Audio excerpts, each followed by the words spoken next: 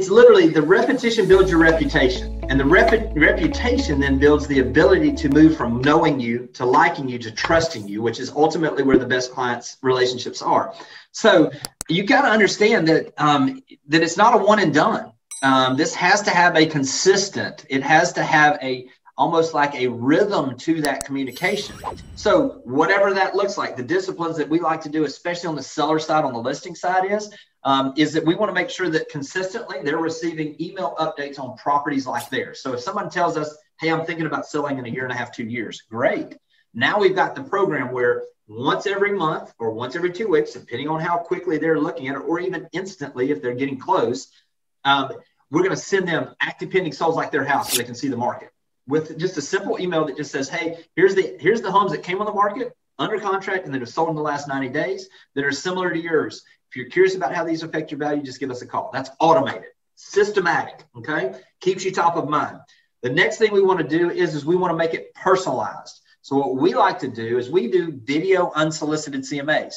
I'll give you the background on this, how this started.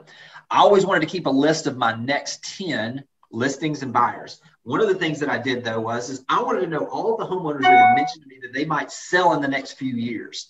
I broke this down. I ended up with this long list of people, prioritized them based on when they said they might list their house for sale.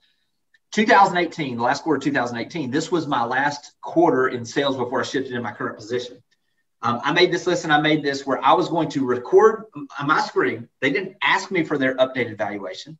I wasn't going to ask them if they want to list their property. I was just going to give them the value of, hey, here's what's going on. So what I did is I did one unsolicited video CMA, recording my screen, sending them an update on their value to every single day that I worked that last quarter, 72 days, took some days off, Christmas, Thanksgiving, the time, weekends, whatever, end of the year. And so I did 72 of them. Out of those 72 unsolicited, and I'll tell you exactly what I did in them in just a second, I generated over $11 million worth of listings and sold, everything didn't sell back then, sold $9.2 million worth of sales in that.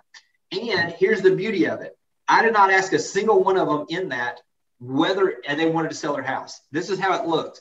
I just literally recorded my screen. You can use Zoom like we're doing now. I used BombBomb because I want to see how many people were looking at that thing. It would give me if they looked at it 7 times, I was calling them. You know what I mean? But gave me an idea. I just went through it, had the screen pulled up, basically told them and walked through the sales that happened, how it related to theirs, gave them a range of value, and basically then just said, gave them a estimated net sheet based on the typical closing costs of what their net might look like, and said, listen, I'm giving you a range of around $50,000. Take me 5 minutes to walk through your house and tell you exactly what it's sell for. But listen, this is what we're doing right now. This is a great time as we're coming out on the backside of this to see how silly this market has gotten, to give you an idea, a benchmark of where your value is.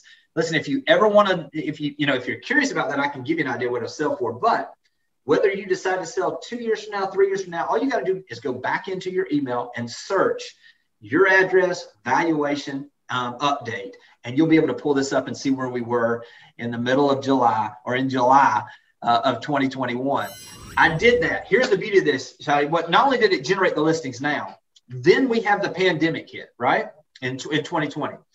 I did not make an outbound call to sellers because I was just managing our agents. We were just managing that communication.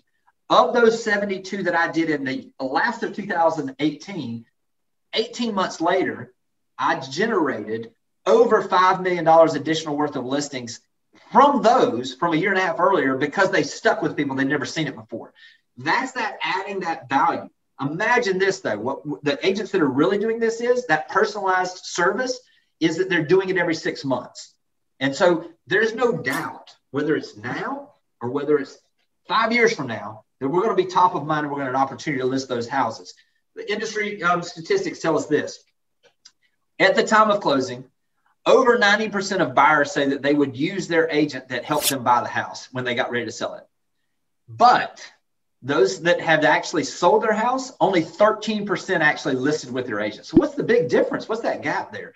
The gap is because they forget who that agent is because they never talk to them again. Mm-hmm. So by systematically putting in place a follow-up program with those previous buyers, with those people that mentioned they would sell in a few years, filling that funnel at the top, consistently adding value, doing the repetitions that add and build your reputation, you're going to get the opportunities to list those houses down the road.